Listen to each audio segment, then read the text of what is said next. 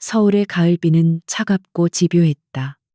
인사동의 좁은 골목길을 따라 늘어선 전통 찻집과 갤러리의 처마 밑으로 빗물이 세차게 떨어져 내렸다. 네온 불빛이 젖은 아스팔트 위에서 어지럽게 번져나갔고 행인들의 발걸음은 이미 오래전에 끊겨 있었다. 한서연은 자신의 건축 스튜디오 창가에 서서 텅 빈 거리를 무심하게 내려다보았다. 마감일이 코앞이라 야근을 밥 먹듯 하는 요즘이었다. 책상 위에는 복잡한 설계 도면과 미니어처 건축 모형들이 어지럽게 널려 있었다. 종이와 나무의 냄새, 그리고 희미한 커피 향이 스튜디오 안을 가득 채우고 있었다. 그녀는 뻐근한 어깨를 주무르며 이제 그만 퇴근해야겠다고 생각했다. 무거운 철문을 열고 밖으로 나서자 차가운 밤 공기가 그녀의 뺨을 스쳤다. 우산을 펼치자 후두둑 떨어지는 빗방울 소리가 청각을 가득 메웠다. 그녀가 익숙한 골목길을 따라 주차장으로 발걸음을 옮기던 바로 그 순간이었다. 빗소리 외에는 아무 소리도 들리지 않아야 할 고요한 밤에 무언가 이질적인 소리가 들려왔다. 처음에는 그저 빗물이 어딘가에 고여 둔탁하게 떨어지는 소리라고 생각했다. 하지만 곧이어 희미하게 들려오는 거친 숨소리와 무언가 벽에 부딪히는 소리에 그녀의 발걸음이 우뚝 멈췄다. 서연의 심장이 세차게 뛰기 시작했다. 이런 밤, 어두운 골목길에서 들려오는 정체불명의 소리는 본능적인 공포를 불러일으켰다. 그녀의 이성은 당장 이곳을 벗어나라고 경고했다. 무시하고 지나가야 한다. 괜한 일에 휘말려 좋을 것 하나 없다는 것을 머리로는 알고 있었다. 하지만 그녀의 발은 마치 땅에 뿌리라도 내린 듯 움직이지 않았다. 끔찍한 상상이 머릿속을 스쳐 지나갔지만 누군가 도움이 절실히 필요한 상황일지도 모른다는 생각이 그녀를 붙잡았다. 서연은 마른 침을 삼키며 조심스럽게 소리가 들려온 어두운 셔터가 내려진 상점과 벽 사이의 좁은 틈새로 다가갔다. 스마트폰을 꺼내 손전등을 켜고 어둠 속을 비추자 그녀는 숨을 멈췄다. 빗물에 흠뻑 젖은 채 벽에 기대어 쓰러져 있는 한 남자의 모습이 보였다. 검은 옷은 군데군데 찢겨 있었고 어둠 속에서도 선명한 핏자국이 보였다. 남자는 고통스러운 듯 미간을 찌푸린 채 가쁜 숨을 몰아쉬고 있었다. 빗물에 젖은 머리카락이 이마에 달라붙어 있었지만 그 사이로 드러난 날카로운 턱선과 오뚝한 콧날은 그가 보통 사람이 아님을 짐작하게 했다. 서연은 잠시 망설였다. 경찰에 신고해야 할까? 아니면 그냥 이대로 모른 척하고 떠나야 할까? 그녀가 망설이는 사이 남자가 천천히 고개를 들었다. 어둠 속에서도 그의 눈빛은 놀라울 정도로 형형하게 빛나고 있었다. 마치 모든 것을 꿰뚫어 보는 듯한 그 시선에 서연은 저도 모르게 몸을 움찔했다. 그의 눈은 단순한 고통이 아닌 극도의 경계심과 위험한 기운으로 가득 차 있었다. 남자는 희미하지만 단호한 목소리로 말했다. 가던 길, 가시오. 그 목소리에는 거부할 수 없는 위압감이 실려 있었다. 하지만 그의 목소리 끝이 미세하게 떨리는 것을 서연은 놓치지 않았다. 그는 지금 허세를 부리고 있었다. 이대로 두면 정말 위험할지도 모른다는 생각이 그녀의 머릿속을 강하게 스쳤다. 서연은 깊게 심호흡을 했다. 그녀는 평생 위험한 일과는 거리를 두고 살아온 사람이었다. 재벌가의 딸이라는 배경은 그녀에게 안정된 삶을 보장해 주었지만 동시에 보이지 않는 울타리이기도 했다. 하지만 지금 그녀의 눈앞에 있는 것은 단순한 위험한 일이 아닌 죽어가는 한 사람이었다. 그녀는 결심을 굳히고 남자에게 다가갔다. 일어설 수 있겠어요? 이대로 있다가는 저체온증으로 죽을지도 몰라요. 제 스튜디오가 바로 근처에 있어요. 남자는 의심 가득한 눈으로 그녀를 쳐다보았다. 그의 눈빛은 마치 야생의 늑대처럼 날카로웠다. 필요 없어. 상관하지 마시오. 서연은 포기하지 않았다. 상관하고 싶어서 하는 게 아니에요. 그냥 사람 목숨이 달린 문제잖아요. 일단 비라도 피하고 상처부터 봐야죠. 그녀는 조심스럽게 그의 팔을 잡았다. 남자의 몸은 불덩이처럼 뜨거웠지만 동시에 빗물에 젖어 차갑게 식어 있었다. 그는 그녀의 손길을 뿌리치려 했지만 부상 때문인지 힘이 제대로 들어가지 않았다. 결국 남자는 그녀의 부축을 받으며 힘겹게 몸을 일으켰다. 그의 키는 생각보다 훨씬 컸고 무게 또한 만만치 않았다. 서연은 비틀거리는 그를 거의 끌다시피 하며 자신의 스튜디오로 향했다. 짧은 거리였지만 마치 영원처럼 길게 느껴졌다. 주변을 살피는 남자의 날카로운 시선 때문에 그녀의 긴장감은 극에 달했다. 스튜디오의 철문을 열고 안으로 들어서는 순간 바깥의 차가운 밤 공기와는 다른 따뜻하고 아늑한 공기가 그들을 감쌌다. 서연은 남자를 작업실 중앙에 놓인 낡은 가죽 소파에 조심스럽게 앉혔다. 그는 소파에 몸을 기대자마자 긴장이 풀린 듯 거친 숨을 몰아쉬었다. 그의 검은 옷에서는 빗물과 피가 섞여 뚝뚝 떨어져 바닥을 적셨다. 서연은 서둘러 구급상자를 가져왔다. 옷을 벗어야 상처를 볼 수 있어요. 그녀의 말에 남자는 다시 경계심 가득한 눈빛으로 그녀를 쏘아보았다. 하지만 그는 이내 체념한 듯 고통을 참으며 천천히 상의를 벗었다. 그의 상체가 드러나는 순간 서연은 저도 모르게 숨을 삼켰다. 그의 몸은 마치 잘 조각된 대리석상처럼 단단한 근육으로 뒤덮여 있었다. 하지만 그 위에는 크고 작은 상처들이 어지럽게 나 있었다. 옆구리에는 깊게 베인 자상에서 여전히 피가 흐르고 있었고, 등과 어깨에는 날카로운 것에 긋긴 상처들이 가득했다. 이것은 단순한 싸움의 흔적이 아니었다. 마치 전쟁터에서 막 돌아온 군인의 몸 같았다. 서연은 떨리는 손으로 소독약을 솜에 묻혀 그의 상처를 조심스럽게 닦아내기 시작했다. 소독약이 상처에 닿을 때마다 남자의 몸이 미세하게 경직되었지만 그는 신음소리 한 번 내지 않았다. 그저 입술을 굳게 다물고 고통을 묵묵히 견뎌낼 뿐이었다. 그의 강인한 인내심에 서연은 오히려 더 마음이 쓰였다. 상처를 소독하고 거즈로 덮은 뒤 붕대를 감는 동안 스튜디오 안에는 침묵만이 흘렀다. 오직 창밖의 빗소리와 두 사람의 희미한 숨소리만이 공간을 채웠다.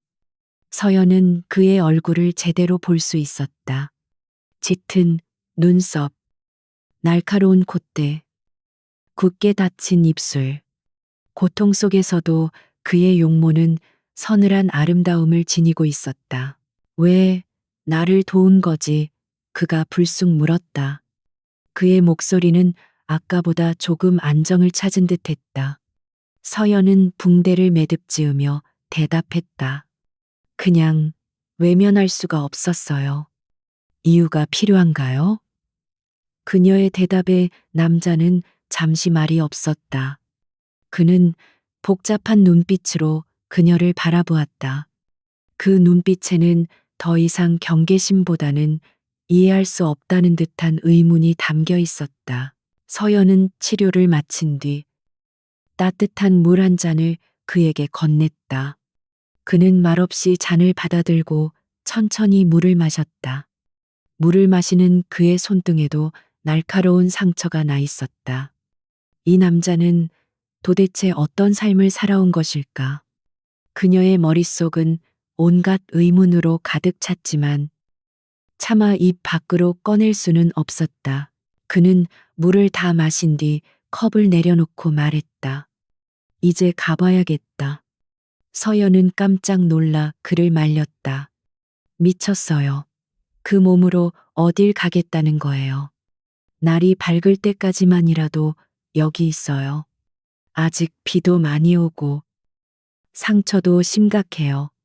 그녀의 진심 어린 걱정에 남자의 표정이 미세하게 흔들렸다. 하지만 그는 단호하게 고개를 저었다. 여기에 더 머무는 것은 당신에게도 위험한 일이다.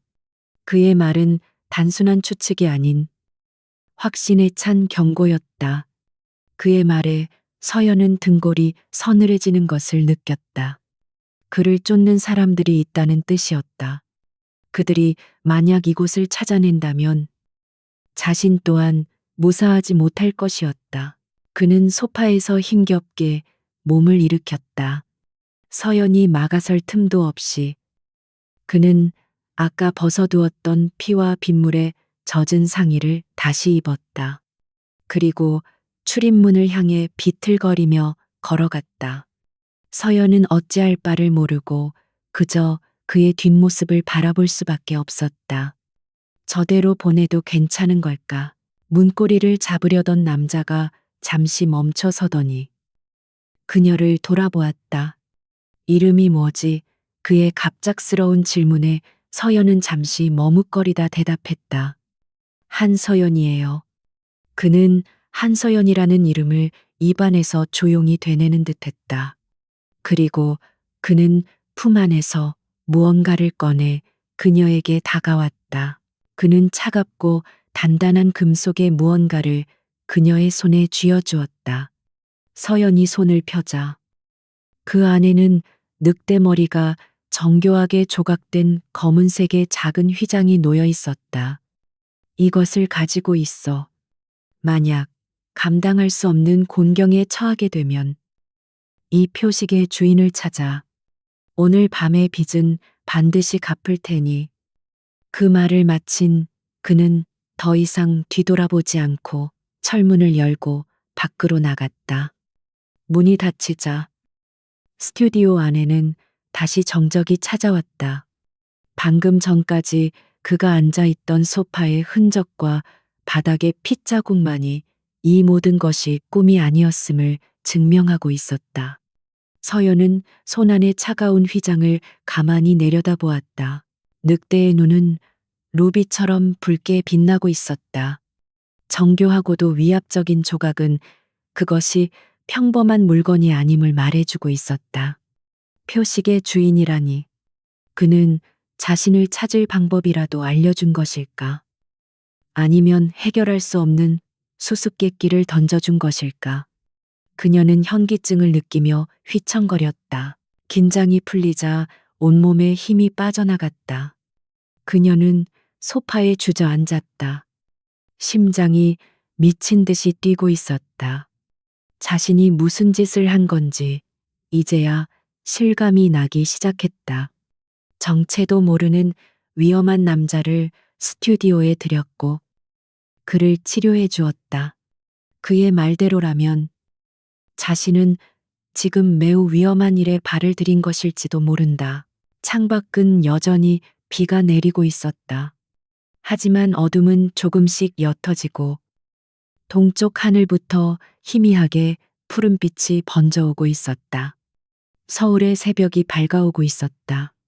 서연은 손안에 늑대 휘장을 꽉 쥐었다. 차가운 금속의 감촉이 그녀의 불안한 마음을 더욱 혼란스럽게 만들었다. 오늘 밤의 일은 그녀의 평온했던 삶에 어떤 파장을 불러일으키게 될까? 그날 밤의 폭풍우는 마치 다른 세상의 일처럼 아득하게 느껴졌다. 며칠이 지나자 한서연의 일상은 다시 원래의 궤도로 돌아왔다. 피냄새와 축축한 냉기가 가득했던 스튜디오의 기억은 청담동에 위치한 청인그룹 본사 펜트하우스의 따스하고 향기로운 공기 속으로 희미하게 흩어졌다. 그녀는 늑대 휘장을 서랍 깊숙한 곳에 넣어두었다. 그것은 마치 현실에 존재해서는 안 될 위험한 꿈의 조각 같았다. 오늘 그녀는 아버지인 한 회장의 부름을 받고 오랜만에 본사를 찾았다. 거대한 통유리창 너머로 서울의 스카이라인이 한눈에 들어왔다. 모든 것이 정교하게 계획되고 완벽하게 통제되는 이 공간은 그녀의 자유로운 스튜디오와는 모든 면에서 대조적이었다. 이곳은 그녀가 곧 시집가게 될 남자 최민준이 속한 세계이기도 했다. 약혼식 준비는 잘 되어가고 있니? 집무실 의자에 깊숙이 몸을 묻은 한 회장이 나지막이 물었다. 그의 목소리에는 딸에 대한 애정과 그룹의 회장으로서의 위엄이 동시에 묻어났다. 서연은 부드럽게 미소 지으며 대답했다. 네. 아빠, 민준 씨와 어머니께서 워낙 꼼꼼하게 챙겨주셔서요. 저는 그냥 따라가기만 하면 되는걸요. 최민준. 그 이름을 떠올리자 서연의 입가에 자연스럽게 미소가 번졌다. 그는 그녀의 어린 시절부터 함께한 유일한 친구이자 첫사랑이었고, 이제는 평생을 함께할 동반자가 될 사람이었다. 재계에서는 청인그룹과 대한산업의 결합을 세기의 결혼이라 칭하며 떠들썩했지만, 그녀에게는 그저 사랑하는 사람과의 약속일 뿐이었다. 마침 약속이라도 한 듯 집무실 문이 열리고 최민준이 환한 미소와 함께 들어섰다. 회장님, 서연 씨, 오래 기다리셨습니까? 그는 흠잡을 데 없이 완벽한 수트 차림이었다. 부드러운 목소리와 선한 눈매, 몸에 밴 듯한 세련된 매너까지. 누가 보아도 그는 완벽한 신랑감이었다. 그는 자연스럽게 서연의 옆으로 다가가 그녀의 어깨를 감쌌다. 민준 군, 자네만 믿네. 우리 서연이가 철이 없어서 건축길에만 빠져 사니 자네가 옆에서 잘 챙겨주게. 한 회장의 말에 민주는 자신감 넘치는 미소로 답했다. 걱정 마십시오. 아버님, 서연 씨의 꿈은 제가 가장 존중하는 부분입니다. 제가 곁에서 든든한 지원군이 되어주겠습니다. 그의 다정한 말에 서연은 가슴이 따뜻해지는 것을 느꼈다. 모두가 그녀에게 그룹의 후계자가 되기를 바랐지만 오직 민준만이 그녀의 건축가라는 꿈을 지지해 주었다. 그 사실 하나만으로도 그녀는 그를 평생 사랑하고 의지할 수 있을 것 같았다. 하지만 그 순간 그의 눈빛에서 아주 찰나의 순간 스쳐 지나가는 이질감을 그녀는 미처 알아채지 못했다. 사무실을 나와 1층 로비로 향하는 엘리베이터 안에서 민주는 서연의 손을 꼭 잡았다. 피곤해 보여요. 어제도 늦게까지 스튜디오에 있었어요. 그의 걱정스러운 물음에 서연은 고개를 저었다. 아니에요. 그냥 조금 생각이 많아서요. 그녀는 차마 며칠 전 밤에 있었던 일을 그에게 털어놓을 수 없었다. 쓸데없는 걱정을 끼치고 싶지 않았다. 그때 엘리베이터 문이 열리고 익숙한 얼굴이 그들을 반겼다. 그녀의 이복 동생 한서아였다. 언니, 형부 여기 계셨네요. 서아는 특유의 밝고 사랑스러운 미소를 지으며 그들에게 다가왔다. 가녀린 몸매에 하얀 원피스가 청순한 그녀의 이미지를 더욱 돋보이게 했다. 서아는 언제나 언니인 서연을 잘 따르고 존경하는 착한 동생이었다. 서아구나. 무슨 일이야? 서연이 묻자 서아는 민준을 향해 수줍게 웃어 보이며 말했다. 아빠 심부름으로 서류 좀 가져왔어요. 두 분 곧 약혼식인데 제가 도울 일은 없을까요? 언니랑 형부는 제게 세상에서 가장 완벽한 커플인걸요. 정말 부러워요. 그녀의 순수한 찬사에 서연은 어깨를 으쓱하며 웃었다. 민주는 부드러운 미소로 서아에게 답했다. 마음만으로도 고마워요. 서아 씨, 우리가 서아 씨 결혼할 땐 더 멋지게 도와줄게요. 그들의 화기애애한 대화를 지켜보며 서연은 작은 행복을 느꼈다. 비록 배다른 동생이지만 서아는 그녀에게 소중한 가족이었다. 그녀는 자신의 완벽한 삶에 마지막 퍼즐 조각이 맞춰지는 기분이었다. 약혼식이 며칠 앞으로 다가왔다. 준비는 마지막 단계에 접어들었다. 서울 최고의 호텔 연회장은 이미 두 가문의 위상에 걸맞게 화려하게 장식되고 있었고, 국내외의 수많은 정재계 인사들에게 초청장이 발송되었다. 서연은 이 모든 소란스러움 속에서 오직 민준과의 미래만을 그리고 있었다. 그녀는 그와 함께라면 어떤 어려움도 헤쳐나갈 수 있을 것이라 믿었다. 약혼식 전날, 서연은 민준과 함께 마지막으로 드레스 피팅을 하기로 약속되어 있었다. 그녀는 설레는 마음으로 약속 장소인 드레스샵에서 그를 기다렸다. 하지만 약속 시간이 한참 지나도 그는 나타나지 않았다. 그녀가 그에게 전화를 걸었을 때 그는 미안함 가득한 목소리로 말했다. 서연 씨, 정말 미안해요.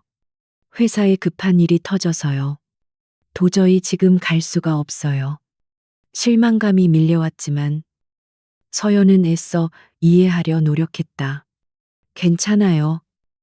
민준 씨, 일도 중요하죠. 그럼 나중에 봐요. 그녀는 전화를 끊고 잠시 생각에 잠겼다. 갑자기 무슨 급한 일일까?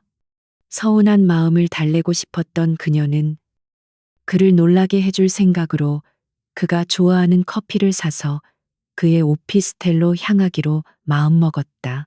최민준의 오피스텔은 한강이 내려다 보이는 최고급 주상복합 건물에 위치해 있었다. 서연은 그가 알려준 비밀번호를 누르고 조심스럽게 안으로 들어갔다. 민준 씨, 나왔어요. 그녀가 불렀지만 안에서는 아무런 대답도 들려오지 않았다. 집 안은 어두웠고 정적이 흘렀다. 그가 아직 회사에 있는 모양이라고 생각하며 서연은 거실 불을 켰다.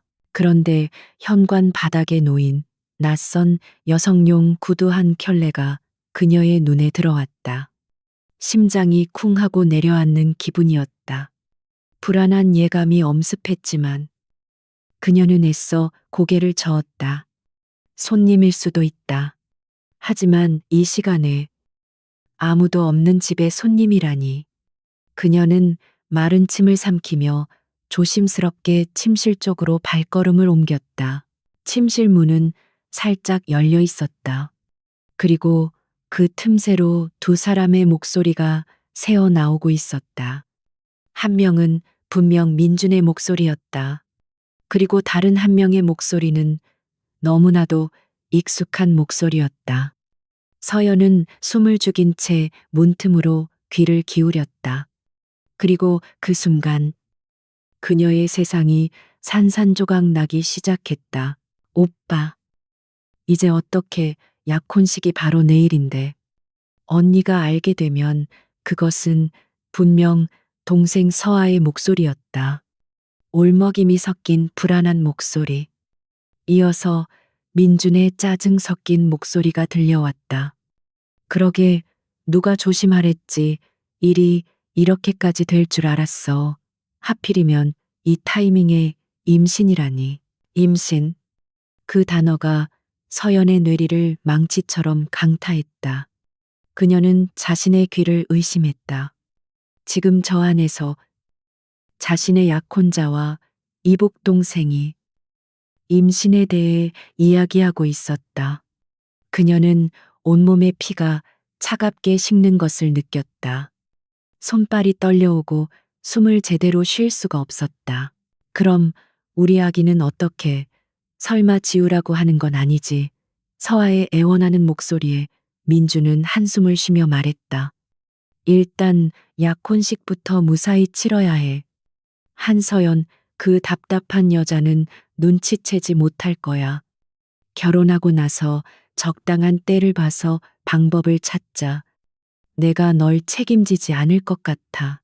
청인그룹이 내 손에 들어오면 그땐 다 우리 세상이야. 청인그룹이 내 손에 들어오면 그의 말은 비수처럼 서연의 심장에 밝혔다.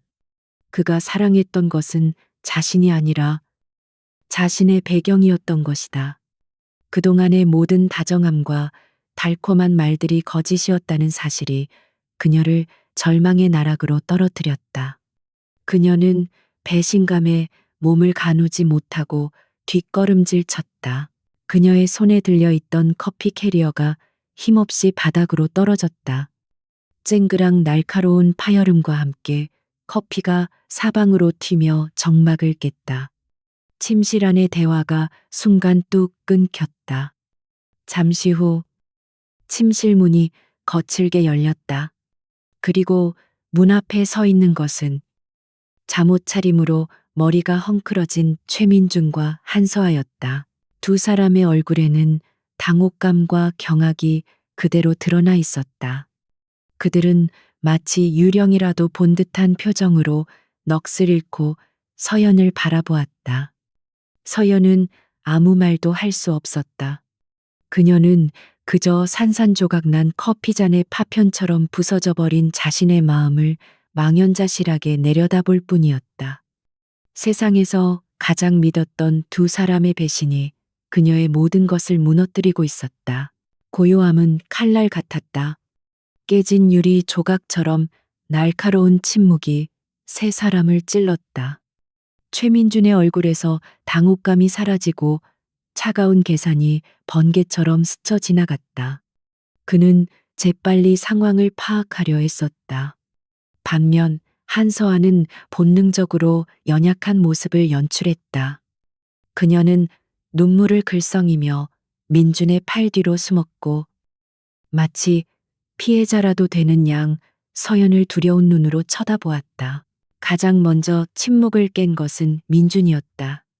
서연 씨, 이건 그러니까 당신이 생각하는 그런 게 아니야. 그의 목소리는 훈련된 배우처럼 차분했지만 서연의 귀에는 그저 역겨운 변명으로 들릴 뿐이었다. 그녀는 바닥에 쏟아진 커피와 산산조각난 자신의 믿음을 번갈아 내려다보았다. 심장이 텅 비어버린 것 같았다. 내가 생각하는 게 뭔데? 서연이 나지막이 물었다. 그녀의 목소리는 놀랍게도 떨리지 않았다. 거대한 충격은 오히려 그녀를 차갑게 만들었다. 내 동생이랑 내 침실에서 놀아나는 거 아니면 임신, 그것도 아니면 청인그룹이 내 손에 들어오면 다 내 세상이 될 거라는 말. 그녀가 들은 모든 것을 읊자 민준의 얼굴이 굳어졌다. 더 이상의 변명은 무의미하다는 것을 깨달은 것이다. 그의 부드러운 가면이 벗겨지고 그 자리에 냉혹하고 낯선 남자의 얼굴이 드러났다. 그는 더 이상 사랑을 속삭이던 약혼자가 아니었다. 그는 자신의 욕망을 위해 모든 것을 짓밟을 수 있는 냉정한 사업가였다. 어차피 이렇게 된 거 솔직하게 말하지. 그가 차갑게 말했다. 그래. 서아, 사랑해. 그리고 당신과는 결혼할 수 없어.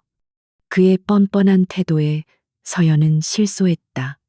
책임사랑 그런 단어들을 너희 같은 인간들이 입에 담을 자격이나 있어 분노가 치밀어 올랐지만 그녀는 더 이상 그들과 엮이고 싶지 않았다. 이 더러운 연극을 끝내고 싶었다. 파오니야, 내일 당장 아버지께 모든 걸 말씀드리고 이 지긋지긋한 관계를 끝낼 거야. 그녀는 경멸이 가득한 눈으로 두 사람을 쏘아보고는 뒤돌아섰다. 그녀가 현관문을 열고 나가는 순간까지 민준과 서아는 아무 말도 하지 않았다. 그들은 마치 뱀처럼 먹잇감이 완전히 시야에서 사라질 때까지 조용히 기다리고 있었다. 밤의 찬 공기가 서연의 뺨을 때렸. 그녀는 멍하니 서울의 거리를 걸었. 화려한 네온 사인과 즐거운 사람들의 웃음소리가 마치 다른 세상의 일처럼 느껴졌다. 방금 전까지 그녀가 믿었던 모든 것이 거짓이었. 사랑, 믿음, 가족, 그 모든 것이 한순간에 무너져 내렸다. 집으로 돌아가는 내내 그녀의 머릿속은 어떻게 아버지에게 이 사실을 말해야 할지에 대한 생각으로 가득 차 있었다. 한편 서연이 떠나자 오피스텔 안에는 무거운 침묵이 감돌았다. 서아가 불안한 목소리로 물었다. 오빠, 이제 정말 끝이야. 언니가 회장님께 다 말해버리면 우린, 민주는 초조하게 방안을 서성였다. 젠장, 그가 낮게 욕설을 뱉었다. 파오는 문제가 아니었. 진짜 문제는 청인그룹과 대한산업의 합병 계약이었다. 이 스캔들이 터지면 모든 것이 물거품이 될 터였다. 그는 즉시 자신의 아버지이자 대한산업의 CEO인 최진혁 회장에게 전화를 걸었다. 상황을 전해 들은 최 회장의 목소리는 얼음장처럼 차가웠다. 그는 잠시 말이 없더니 이내 냉혹한 지시를 내렸다. 서연이가 입을 열기 전에 먼저 손을 써야 한다. 절대 이 결혼을 깨게 둘 순 없어. 모든 것은 계획대로 진행되어야 한다. 그의 목소리에는 아들의 스캔들을 질책하는 기색조차 없었다. 오직 기업의 이익만이 존재할 뿐이었다. 그날 밤, 두 부자는 은밀하게 만났다. 그리고 그 자리에서 명예를 위한 연극이라는 이름의 무서운 음모가 계획되었다. 그들의 계획은 간단했다. 한서연을 배신자이자 악녀로 만들고 최민준을 비극적인 피해자로 둔갑시키는 것이었다.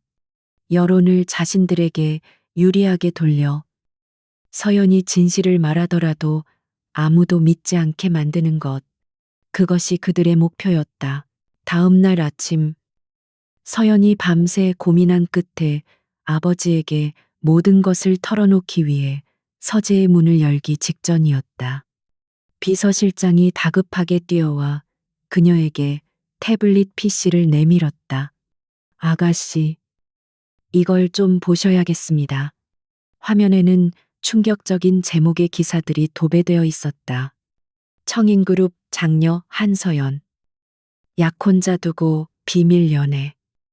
재벌가 골든 커플의 파국. 배신자는 누구인가? 기사 내용은 소름 끼칠 정도로 구체적이었다. 익명의 제보자들은 서연이 오래전부터 다른 남자를 만나왔으며 최민주는 이 사실을 알고도 그녀를 감싸주려 했다고 증언했다. 기사는 그녀를 사랑을 배신한 부도덕한 여자로 몰아가고 있었다. 서연은 온몸에 소름이 돋았다. 이것은 명백한 조작이었다. 최민준 측에서 언론을 이용해 자신을 공격하기 시작한 것이다. 그녀가 충격에 빠져 있는 사이 더 끔찍한 소식이 전해졌다. TV 뉴스 속보 자막이 다급하게 흘러나왔다. 대한산업 최민준 전무. 주차장에서 피습 의식 불명 상태로 발견. 앵커는 흥분한 목소리로 최민준이 심각한 폭행을 당했으며 현재 생명이 위독한 상태라고 보도했다. 모든 정황은 마치 서연의 비밀 애인이 질투심에 눈이 멀어 민준을 공격한 것처럼 보였다. 세상은 순식간에 뒤집혔다. 여론은 서연에게 비난을 퍼부었다. 그녀는 약혼자를 배신한 것도 모자라 그의 목숨까지 위협한 악녀가 되어 있었다. 평창동의 저택은 기자들로 둘러싸여 한 발짝도 나갈 수 없었다. 그녀는 순식간에 자신의 집안에 감금된 죄수가 되었다. 그녀가 아무리 진실을 외쳐도 세상은 이미 그녀를 범인으로 단정하고 있었다. 청인그룹의 주가는 폭락하기 시작했다. 평생을 바쳐 회사를 일군한 회장은 엄청난 압박에 시달렸다. 그때 최진혁 회장이 비통한 표정으로 그를 찾아왔다. 그는 마치 아들을 잃은 아버지처럼 절규하며 이 사태를 수습할 유일한 방법을 제시했다. 그것은 상상조차 할 수 없는 끔찍한 제안이었다. 한 회장, 우리 아이들의 명예와 두 회사의 미래를 위해 우리가 힘을 합쳐야 합니다. 최 회장은 눈물을 훔치며 말했다. 세상의 비난을 잠재울 유일한 방법은 서연이가 민준이 곁을 지키며 자신의 과오를 씻는 모습을 보여주는 것뿐입니다. 예정대로 약혼을 진행하고 민준이가 깨어날 때까지 서연이가 그 아이의 아내가 되어 주어야 합니다. 의식불명 상태인 아들과 결혼하라니 그것은 결혼이 아니라 살아있는 제물로 바치라는 말과 다름없었다. 한 회장은 격렬하게 반대했지만 최 회장은 냉정하게 현실을 직시시켰다. 만약 이대로 스캔들이 확산되고 합병이 무산된다면 두 그룹 모두 공멸할 것이라고. 그는 교묘하게 한 회장의 부성애와 경영자로서의 책임감을 동시에 공격했다. 결국 한 회장은 딸의 서재를 찾았다. 그의 얼굴은 수십 년은 늙어버린 듯 지쳐 있었다. 그는 차마 딸의 얼굴을 제대로 쳐다보지 못했다. 그는 딸의 결백을 믿어주지 않았다. 아니, 믿고 싶지 않았을지도 모른다. 그는 진실보다는 회사의 안위를 선택했다. 서연아, 그의 목소리가 힘겹게 흘러나왔다. 이번 한 번만 아버지를 위해 희생해 줄 수 없겠니? 이 모든 것은 네가 민준이와 결혼하면 끝날 문제다.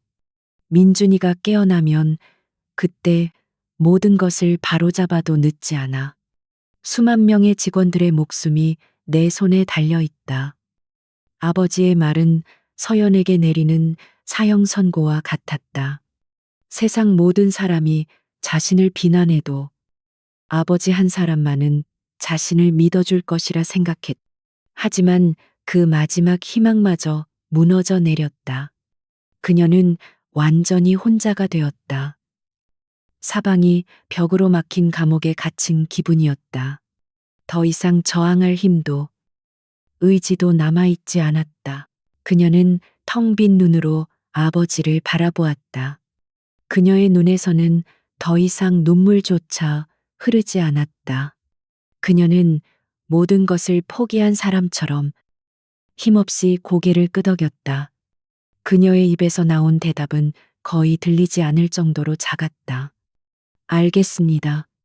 그 한마디와 함께 한서연의 영혼은 죽었다. 그녀의 결혼식은 그녀의 지난 삶에 대한 장례식이 될 터였다. 약혼식은 장례식과 같았다. 서울에서 가장 호화로운 호텔의 그랜드 볼룸은 수천 송이의 흰 꽃으로 장식되었지만 축복의 향기 대신 비통한 침묵만이 감돌았다. 초대받은 수백 명의 하객들은 저마다 복잡한 표정으로 자리를 지켰다. 동정, 호기심, 그리고 은밀한 조소가 뒤섞인 시선들이 단상 위에 홀로 서 있는 신부 한서연에게로 쏟아졌다. 그녀는 눈부시게 아름다운 웨딩드레스를 입고 있었지만 마치 영혼이 빠져나간 마네킹처럼 미동도 없었다. 창백한 얼굴에는 아무런 감정도 드러나지 않았고 공허한 눈동자는 초점을 잃은 채 허공을 맴돌았다. 그녀의 곁에는 신랑이 있어야 할 자리에 최민준의 대형 사진이 놓여 있었다. 사진 속 그는 세상에서 가장 행복한 미소를 짓고 있었고 그 모습은 이 기괴한 상황을 더욱 잔혹하게 만들었다. 주례가 단상에 올라 마이크 앞에 섰다. 그의 목소리는 억지로 꾸며낸 듯한 엄숙함으로 연회장을 울렸다. 사랑과 헌신, 영원한 믿음에 대한 상투적인 말들이 서연의 귀를 스쳐 지나갔다. 그녀에게 그 모든 단어는 이제 아무런 의미도 없었다. 그녀는 자신의 삶이 끝났다고 생각했다. 배신과 음모로 더럽혀진 명예를 지키기 위한 재물. 그것이 그녀의 남은 역할이었다. 신부 한서연은 신랑 최민준이 어떤 상황에 있든지 평생 그를 사랑하고 존중하며 주례의 목소리가 이어지는 순간이었다. 서연이 모든 것을 체념하고 운명을 받아들이려던 바로 그 찰나. 굳게 닫혀 있던 연회장의 거대한 문이 요란한 소리와 함께 활짝 열렸다. 모든 하객들의 시선이 일제히 문 쪽으로 향했다. 한 무리의 남자들이 연회장 안으로 들어섰다.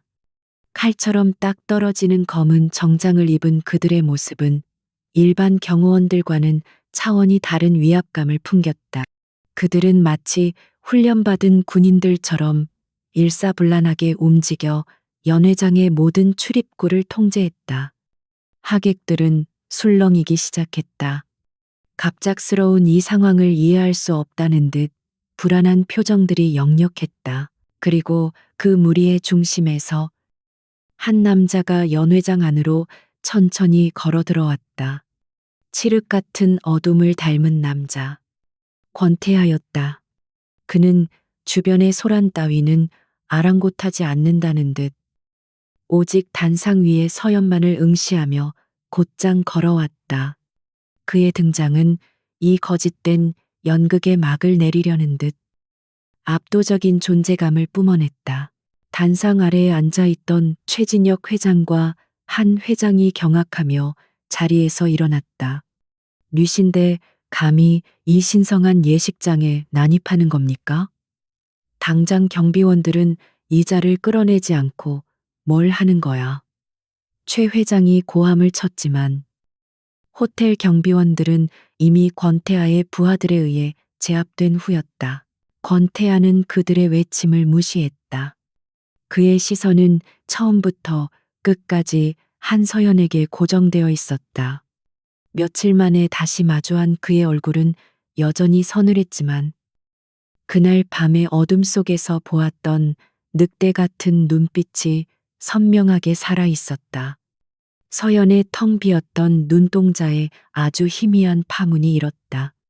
충격, 그리고 알아볼 수 없는 혼란. 권태아가 단상 바로 앞까지 다가왔을 때 그는 옆에 있던 부하에게 짧게 고갯짓을 했다. 그러자 신랑 신부의 행복한 모습을 비추기 위해 설치되었던 무대 뒤의 대형 스크린이 깜빡거리며 다른 화면으로 바뀌었다. 하객들의 웅성거림이 더욱 커졌다. 스크린에 처음 나타난 것은 최민준의 오피스텔 엘리베이터 CCTV 영상이었다. 최민준이 피습당하기 바로 전날 밤 그와 한서아가 다정하게 팔짱을 낀 채 집 안으로 들어가는 모습이 선명하게 찍혀 있었다. 두 사람은 누가 보아도 깊은 연인 관계였다. 연회장 곳곳에서 경악의 탄성이 터져 나왔다. 최진혁 회장의 얼굴이 잿빛으로 변했다. 이게 무슨 짓이오? 저건 조작된 영상이야. 그가 필사적으로 소리쳤지만 권태아는 눈 하나 깜짝하지 않았다. 오히려 다음 증거를 제시하라는 듯 손짓했다. 스크린은 곧바로 다른 화면으로 넘어갔다. 이번에는 대한산업의 자금이 몇몇 언론사 기자들의 개인 계좌로 흘러들어간 내역이었다. 금액과 날짜, 그리고 수신인까지 모든 정보가 적나라하게 공개되었다. 서연의 스캔들을 처음 보도했던 바로 그 기자들이었다. 여론을 조작하기 위해 돈을 사용했다는 명백한 증거 앞에 하객들은 할 말을 잃었다. 이것은 단순한 치정 스캔들이 아니었다. 거대 기업이 연루된 추악한 음모였다. 마지막 결정타는 한 병원 간호사의 영상 증언이었다. 겁에 질린 얼굴의 그녀는 자신이 최진혁 회장에게서 거액의 돈을 받고 최민준의 상태를 거짓으로 부풀렸다고 고백했다. 최민준은 잠시 의식을 잃었을 뿐 이미 며칠 전부터 멀쩡하게 깨어나 있었으며 단지 외부와의 접촉을 피하고 있을 뿐이라는 충격적인 사실을 털어놓았다. 모든 것이 끝났다. 명예를 위한 연극은 가장 치욕적인 방식으로 막을 내렸다. 최진혁 회장은 다리가 풀린 듯 의자에 주저앉았다. 기자들은 이성을 잃고 단상 앞으로 몰려들어 질문을 퍼붓기 시작했다. 축복과 찬사로 가득해야 할 연회장은 순식간에 아수라장으로 변했다. 그 모든 혼란의 중심에서 권태하는 조용히 단상 위로 올라섰다. 그는 떨고 있는 서연의 앞에 섰다. 그리고는 자신의 자켓을 벗어 그녀의 앙상한 어깨 위에 덮어주었다. 그것은 추위로부터 그녀를 보호하려는 듯한, 동시에 자신의 소유임을 선언하는 듯한 행동이었다. 그는 주변의 소음 따위는 들리지 않는다는 듯 오직 서연만을 바라보며 나지막이 말했다. 이 결혼은 없던 걸로 하지. 그리고 그는 돌아서서 아수라장이 된 연회장을 향해, 그리고 충격에 빠진 한 회장을 향해 선언했다. 그의 목소리는 낮았지만 그 어떤 소음도 뚫고 나갈 만큼 단호하고 힘이 있었다. 한서연과 결혼할 사람은 나 권태하다. 그것은 청혼이 아니었다. 거부할 수 없는 통보이자 거역할 수 없는 명령이었다. 그는 더 이상 누구의 대답도 기다리지 않았다. 그는 서연의 차가운 손을 잡아 이끌었다. 그녀는 너무나 큰 충격에 빠져 저항할 생각조차 하지 못했다. 그의 손은 그날 밤 스튜디오에서 느꼈던 것처럼 단단하고 뜨거웠다. 그는 그녀를 이끌고 성큼성큼 단상을 내려왔다. 그의 부하들이 두 사람을 위해 길을 열었다. 수많은 카메라 플래시와 사람들의 외침을 뒤로 한 채 그들은 혼란스러운 연회장을 빠져나왔다. 조용한 복도로 나오는 순간 바깥의 소음이 거짓말처럼 멀어졌다. 서연은 며칠 만에 처음으로 깊은 숨을 내쉬었다. 자신의 인생을 송두리째 무너뜨렸던 지옥에서 가장 예상치 못한 남자가 그녀를 구출해낸 것이었다. 그녀는 자신을 이끄는 이 위험한 구원자의 등을 망연하게 바라보았다. 권태야의 차는 서울의 밤을 미끄러지듯 달렸다. 한서연은 조수석에 앉아 창밖으로 빠르게 스쳐 지나가는 도시의 불빛을 멍하니 바라보았다. 방금 전까지 그녀를 올가매던 지옥 같은 연회장은 이제 아득한 꿈처럼 느껴졌다. 그녀는 자신의 어깨를 감싸고 있는 그의 자켓에서 희미하게 전해져 오는 낯선 체온을 느끼며 몸을 떨었다. 차가 도착한 곳은 평창동의 언덕 위에 위치한 외부와 철저히 단절된 것처럼 보이는 거대한 저택이었다. 담장은 높았고 정문은 철옹성처럼 굳게 닫혀 있었다. 이곳은 권태아의 개인적인 공간이었다. 집안은 그의 성격을 그대로 보여주는 듯 했다. 불필요한 장식은 일절 배제된 채 모든 것이 기능과 질서에 따라 완벽하게 배치되어 있었다. 차갑고 고요하고 그리고 압도적이었다. 일단 여기서 지내. 그가 낮은 목소리로 말했다. 그것은 제안이 아닌 통보였다. 필요한 것이 있으면 집사에게 말하고 당분간은 외출을 삼가는 게 좋을 거다. 그는 그녀를 손님방으로 안내한 뒤 더 이상의 설명 없이 자리를 떴다. 서연은 낯선 방 한가운데에 서서 잠시 동안 넋을 잃었다. 그녀는 구원받았지만 동시에 새로운 종류의 감옥에 갇힌 기분이었다. 다음 날 아침 세상은 완전히 뒤바뀌어 있었다. 모든 언론은 세기의 사기극을 대서특필했다. 대한산업의 최씨 일가는 여론의 십자포화를 맞았고 그룹의 주가는 끝을 모르고 추락했다.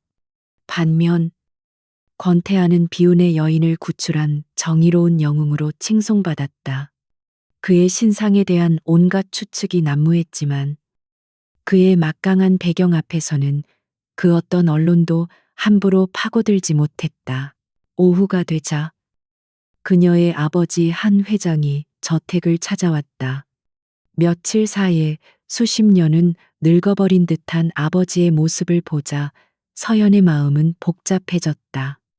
아버지는 딸의 얼굴을 마주하자 깊은 죄책감에 고개를 숙였다. 서연아, 아비가 미안하다. 내가 어리석었다. 그의 목소리는 심하게 갈라져 있었다. 서연은 아무 대답도 하지 않았다. 그녀는 아버지를 원망했지만 동시에 무너져가는 그의 모습을 보는 것은 고통스러웠다. 최씨 일가와의 합병은 없던 일이 될 거다. 그들은 이번 일로 재기하기 힘들 거야. 한 회장은 힘겹게 말을 이었다. 그리고 권태하 사령관이 자네와의 약혼을 공식적으로 진행하고 싶어 하네. 나도 동의했. 결국 이렇게 되는구나. 서연은 씁쓸하게 웃었다. 그녀의 의사는 처음부터 중요하지 않았다. 최민준에게서 권태하로. 상대가 바뀌었을 뿐 그녀는 여전히 두 거대 세력의 결합을 위한 도구에 지나지 않았다. 아버지의 회사에는 그게 최선이겠죠. 그녀의 목소리에는 체념이 묻어났다. 그녀는 더 이상 저항할 힘이 없었다. 그들의 약혼 소식은 일사천리로 진행되었다. 언론은 비극을 딛고 맺어진 운명적인 사랑이라며 그들의 이야기를 미화했다. 대중은 새로운 이야기에 열광했고 얼마 전까지만 해도 악녀였던 한서연은 이제 비운의 여주인공이 되어 동정을 받았다. 세상의 평판이란 이토록 가볍고 허무한 것이었다. 한편 세상의 가장 어두운 구석으로 내몰린 한서아는 이 모든 상황을 지켜보며 분노에 몸을 떨었다. 그녀의 꿈은 산산조각 났다. 최민준과의 사랑도, 청인그룹의 안주인이 되겠다는 야망도 모두 사라졌다. 그녀에게 남은 것은 사람들의 경멸 어린 시선과 끝없는 절망뿐이었다. 모든 것을 잃은 그녀의 마음속에는 한서연에 대한 지독한 증오만이 남았다. 내 행복을 절대로 그냥 두고 보지 않을 거야. 언니, 그녀는 거울에 비친 자신의 창백한 얼굴을 보며 중얼거렸다. 그녀의 눈빛은 독사처럼 차갑고 섬뜩하게 빛났다. 네가 가진 모든 것을 빼앗을 수 없다면 차라리 전부 부숴버리겠어. 그녀의 머릿속에서 새로운 연극이 계획되기 시작했다. 이번 무대의 주인공은 바로 자신과 자신의 뱃속에 있는 아이였다. 권태하와 한서연의 약혼식은 스캔들이 있었던 바로 그 호텔에서 다시 열렸다. 그것은 권태하의 의지였다. 실패와 치욕의 장소를 완벽한 승리와 새로운 시작의 장소로 바꾸겠다는 그의 오만한 선언과도 같았다. 이번 약혼식은 이전보다 훨씬 더 성대했다. 정재계는 물론 군과 정치계의 최고 2급 인사들까지 참석하여 새로운 권력의 탄생을 축하했다. 서연은 화려한 보석으로 장식된 드레스를 입고 권태하의 곁에 섰다. 그는 그녀의 허리를 단단히 감싸 안고 마치 자신의 가장 소중한 전리품을 과시하는 개선장군처럼 당당했다. 사람들은 그들의 완벽한 모습에 찬사를 보냈지만 서연은 그저 영혼 없는 미소를 지을 뿐이었다. 그녀는 여전히 이 남자가 두려웠다. 파티가 한창 무르익을 무렵이었다. 서연이 잠시 하객들과 인사를 나누기 위해 권태아의 곁을 떠나 있던 순간 그녀의 앞에 낯익은 그림자가 다가왔다. 한서아였다. 그녀는 이전의 화려한 모습은 온데간데 없이 수척하고 창백한 얼굴을 하고 있었다. 그녀의 눈은 깊은 원망으로 가득 차 있었다. 언니, 행복해 보여. 서아의 목소리가 독처럼 서연의 귓가에 스며들었다. 내 모든 걸 망쳐놓고 언니는 이렇게 모두의 축복을 받으며 웃고 있네. 정말 불공평하지 않아. 그녀의 비아냥의 서연은 차갑게 대꾸했다. 네가 자초한 일이야. 서아야, 이 모든 비극은 너의 탐욕에서 시작됐어. 주변에 몇몇 하객들이 그들의 대화에 주목하기 시작했다. 서아는 바로 그것을 노린 것이었다. 그녀는 갑자기 서연의 팔을 붙잡고 애원하기 시작했다. 언니, 제발 나를 용서해줘. 뱃속의 아이를 봐서라도 한 번만 기회를 줘. 나는 이제 갈 곳이 없어. 그녀의 연기는 너무나도 실감나서 사람들은 서연이 냉혹하게 동생을 내치는 것처럼 보이기 시작했다. 서연이 그녀의 손을 뿌리치려던 순간이었다. 서아는 갑자기 비명을 지르며 뒤로 넘어졌다. 마치 서연이 그녀를 강하게 밀친 것처럼 보였다. 아악 연회장에 그녀의 날카로운 비명 소리가 울려 퍼졌다. 그녀는 바닥에 쓰러진 채 배를 감싸쥐고 고통스럽게 몸부림쳤다. 사람들이 경악하며 그들 주위로 몰려들었다. 그리고 그 순간 모두가 숨을 멈췄다. 서아가 입고 있던 옅은 색의 드레스 앞자락으로 섬뜩한 붉은 피가 빠르게 번져나가고 있었다. 그녀는 눈물을 흘리며 절규했다. 내 아기, 내 아기가. 파티는 순식간에 아수라장이 되었다. 축복으로 가득했던 공간은 충격과 공포로 뒤덮였다. 모든 사람들의 시선이 피를 흘리며 쓰러져 있는 서아와 그 앞에 망연자실하게 서 있는 서연에게로 향했다. 서연은 방금 전까지 서아가 붙잡고 있던 자신의 손을 멍하니 내려다보았다.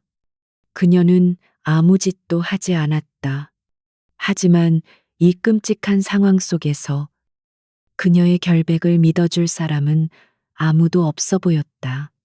또다시 그녀는 가장 교묘하고 잔인한 함정에 빠져들고 말았다. 사이렌 소리가 고막을 찢을듯이 울려 퍼졌다. 구급대원들이 피를 흘리며 쓰러진 한서아를 조심스럽게 들것에 실어 옮겼다. 파티는 악몽으로 변해버렸다. 수많은 하객들의 수군거림과 경악에 찬 시선이 비수처럼 한서연에게 날아와 밝혔다. 그녀는 그 자리에 얼어붙은 채 아무것도 할 수 없었다. 모든 것이 너무나도 빠르고 잔인하게 일어났다. 그때 단단한 손이 그녀의 팔을 붙잡았다. 권태하였다.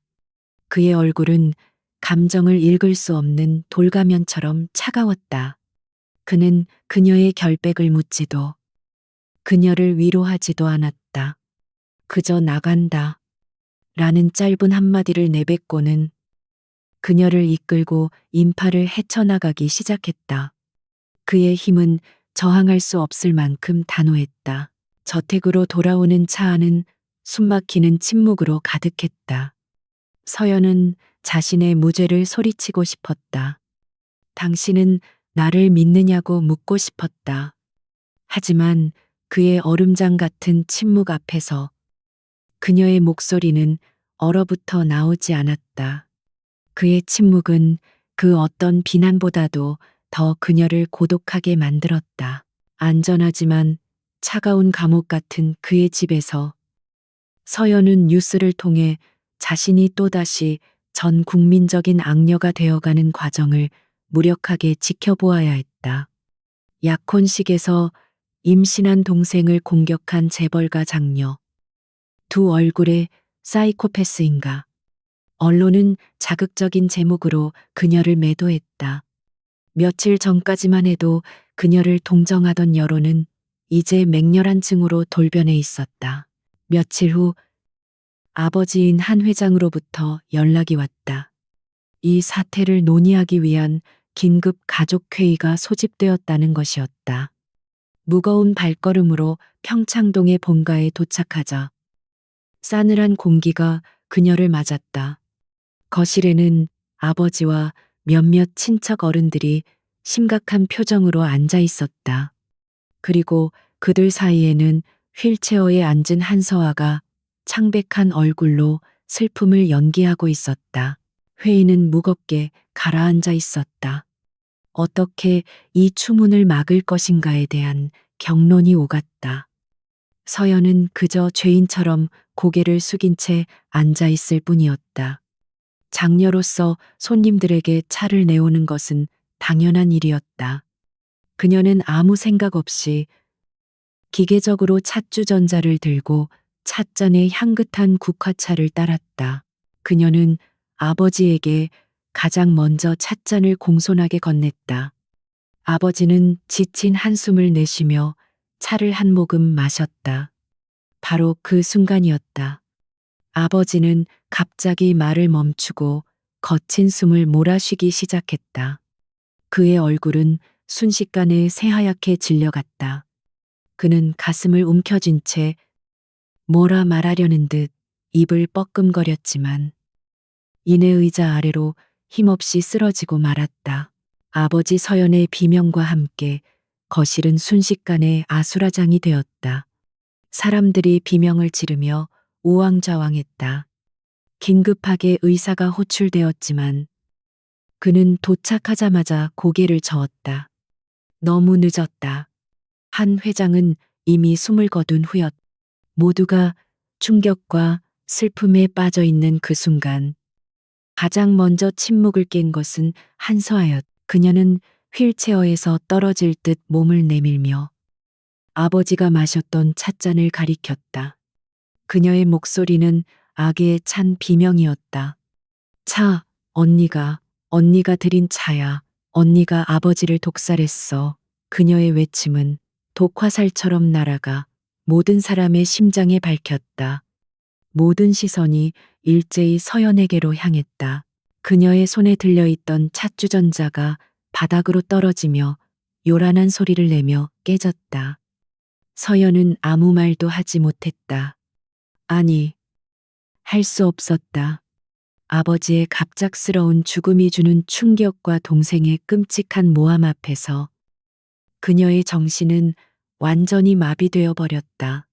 모든 상황이 너무나도 절묘하게 그녀를 범인으로 몰아가고 있었다. 경찰 조사는 신속하게 이루어졌다. 한 회장의 시신에서는 치명적인 독극물 성분이 검출되었다. 그리고 그 독극물은 정확히 그가 마셨던 찻잔의 잔여물에서 발견되었다. 찻잔과 찻주전자에서는 오직 서연의 지문만이 나왔다. 동기는 충분했다. 연이은 스캔들로 상속권을 박탈당할 위기에 처하자 아버지를 살해했다는 완벽한 시나리오가 만들어졌다. 결국 아버지의 장례식이 채 끝나기도 전에 서연은 자신의 집에서 존속 살해 혐의로 긴급 체포되었다. 차가운 쇠고랑이 그녀의 손목에 채워지는 순간 수많은 카메라 플래시가 터져 나왔다. 그녀는 아무런 저항도 하지 못한 채 경찰차에 실려가는 자신의 모습을 망연하게 바라보았다. 모든 것이 끝이었다. 재판은 세기의 관심 속에서 진행되었다. 하지만 그것은 재판이 아니라 이미 결론이 정해진 마녀 사냥에 가까웠다. 서연은 아버지의 죽음이 주는 충격에서 헤어나오지 못해 제대로 자신을 변호하지 못했다. 서아는 법정에서 눈물로 증언하며 언니가 이전부터 아버지를 원망해 왔다고 거짓말을 늘어놓았다. 가장 절망적인 것은 권태아의 부재였다.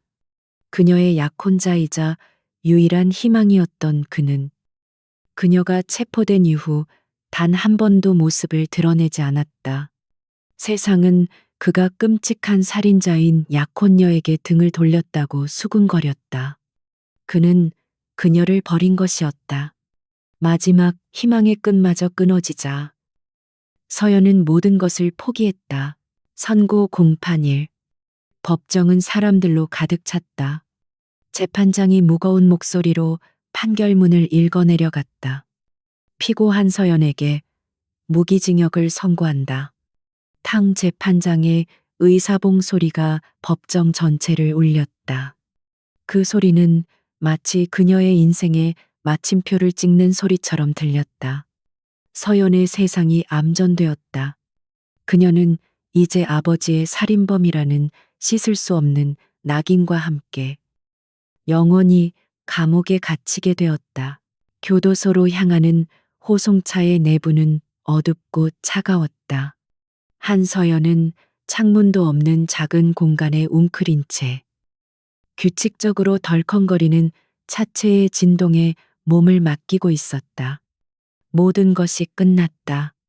아버지의 살인범이라는 끔찍한 누명을 쓴 채 그녀는 이제 평생을 삭막한 교도소 담장 안에서 썩어가게 될 터였다. 절망은 너무나 깊어서 이제는 슬픔조차 느껴지지 않았다. 그때였다. 갑자기 끼익 하는 날카로운 마찰음과 함께 차체가 격렬하게 흔들렸다. 서연의 몸이 강하게 앞으로 쏠렸고 곧이어 쾅하는 굉음과 함께 세상이 뒤집혔다. 그녀는 머리를 어딘가에 부딪혔고 잠시 동안 의식이 아득해졌다. 호송차는 도로를 이탈해 가드레일을 들이받고 멈춰선 상태였다. 정신을 차렸을 때 밖에서는 요란한 소음이 들려왔다. 교도관들의 고함 소리, 그리고 몇 발의 둔탁한 총성 같은 소리. 하지만 그것은 실제 총소리가 아닌 테이저건이 발사되는 소리였다. 잠시 후 모든 것이 조용해졌다. 그리고 그녀가 갇혀있던 호송차의 뒷문이 강력한 절단기에 의해 굉음을 내며 찢겨나가기 시작했다. 서연은 공포에 질려 구석으로 몸을 움츠렸다. 테러리스트의 습격일까? 하지만 문이 열리고 모습을 드러낸 사람들은 경찰이나 테러리스트가 아니었다. 검은색 특수전술복을 입은 한치의 오차도 없이 움직이는 남자들이었다. 그들은 쓰러져 있는 교도관들을 확인한 뒤 서연에게로 다가왔다. 그리고 그녀를 강압적이지만 정중하게 차 밖으로 이끌었다. 호송차 밖은 이미 여러 대의 검은 세단에 의해 완벽하게 포위되어 있었다. 모든 것은 마치 잘 짜인 각본처럼 신속하고 정확하게 이루어지고 있었다. 그녀는 멍한 상태로 남자들에게 이끌려 그중 한 대의 세단 앞으로 갔다. 뒷좌석의 문이 열렸다. 그리고 그 안에는 악몽 속에서라도 다시는 마주하고 싶지 않았던 남자가 앉아 있었다. 권태하였다. 순간 서연의 머릿속의 모든 회로가 끊어지는 듯했다. 혼란은 순식간에 뜨거운 분노로 변했다. 당신이 그녀의 목소리가 증오로 떨려 나왔다. 자신을 가장 비참한 순간에 버리고 떠났던 남자. 그가 지금 왜 여기에 있는가? 그녀를 조롱하기 위해서인가? 권태하는 아무 말도 하지 않았다. 그저 깊이를 알 수 없는 눈으로 그녀를 바라볼 뿐이었다. 그의 부하들은 서연을 차 안으로 밀어넣었고 문이 닫히자마자 세단은 미끄러지듯 현장을 빠져나갔다. 서울 외곽의 산속 깊숙한 곳에 위치한 비밀스러운 별장으로 가는 내내 두 사람 사이에는 어떤 대화도 오가지 않았다. 서연은 그를 쳐다보지도 않았다. 별장에 도착하자마자 서연은 그에게 등을 돌린 채 서 있는 권태하의 뒤에서 폭발했다. 대체 왜 이런 짓을 하는 거죠? 내가 감옥에서 썩어가는 꼴을 보는 것만으로는 부족했나요? 이제 와서 나타나 날 구출하는 연극이라도 해서 내 마지막 남은 자존심까지 짓밟아야 속이 시원하겠어요. 그녀의 목소리는 울음과 분노로 뒤섞여 있었다. 권태아는 천천히 몸을 돌렸다. 그의 얼굴에는 어떤 감정도 떠오르지 않았지만 평소보다 더 깊은 피로감이 서려 있었다. 그는 그녀의 모든 비난을 묵묵히 받아내었다. 그녀의 분노가 어느 정도 잦아들었을 때 그는 무거운 목소리로 입을 열었다. 자네를 버린 게 아니었어. 그럴 수밖에 없었다. 그는 서연을 맞은편 소파에 앉히고 테이블 위에 두꺼운 서류철 하나를 올려놓았다. 이것부터 보지. 서류철의 표지에는 청인그룹 비상경영 계획이라는 글자가 적혀 있었다. 그 안에는 그녀가 상상조차 하지 못했던 끔찍한 진실이 담겨 있었다. 권태아가 들려준 이야기는 충격적이었다. 그녀의 아버지 한 회장은 단순한 기업인이 아니었다. 그는 현 정권의 막후 실세와 깊이 연관되어 있었고 그 과정에서 강력한 정치적 적들을 만들었다. 그 적들은 최 씨 일가의 스캔들을 기회로 삼아 한 회장과 청인그룹 전체를 무너뜨리려 하고 있었다. 단순한 경영 위기가 아니었다. 목숨이 오가는 전쟁이었다. 한 회장님은 더 이상 방법이 없다고 판단하셨다. 권태아의 목소리가 낮게 가라앉았다. 그들의 손에서 벗어나 자네와 회사를 지킬 유일한 방법은 세상에서 사라지는 것뿐이었지. 서연은 숨을 멈췄다. 그게 무슨 말이에요. 자네 아버님의 죽음은 계획된 것이었다. 그는 마침내 진실의 핵심을 꺼냈다. 그들이 사용한 독은 실제 독극물이 아니었다. 군에서 비밀리에 사용하는 특수 신경독으로 일시적으로 모든 신체 기능을 정지시켜 완벽한 죽음 상태를 위장하는 약물이었다. 계획은 한 회장이 사망 선고를 받은 뒤 비밀리에 시신을 빼돌려 안전한 곳에서 해독제로 깨어나게 하는 것이었다.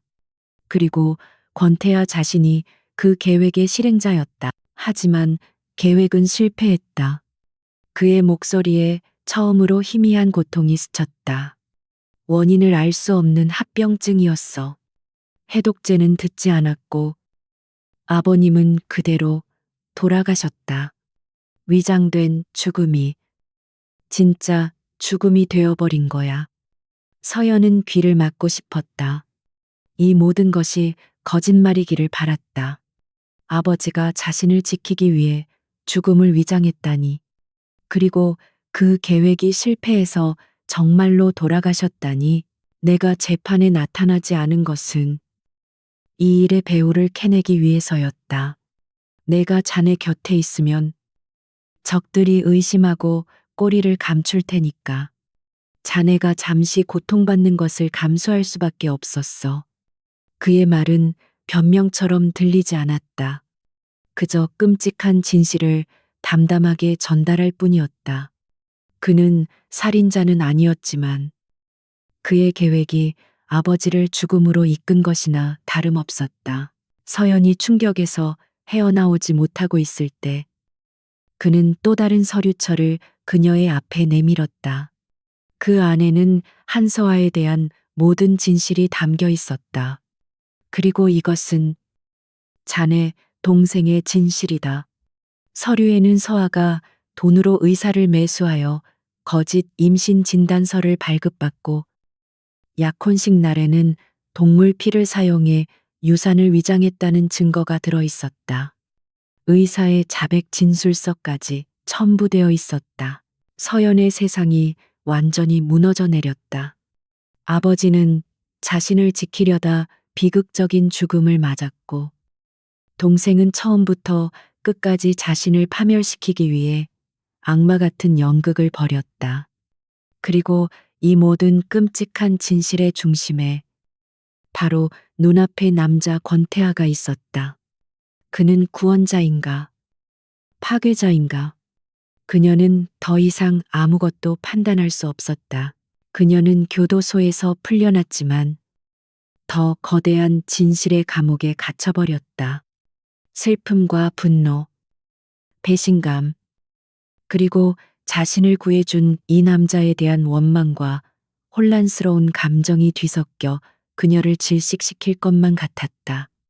그녀는 고개를 들어 권태아를 바라보았다. 그의 눈동자 속에는 그녀만큼이나 깊은 고통과 죄책감이 어른거리고 있었다. 진실은 때로 거짓보다 더 무겁고 고통스러웠다.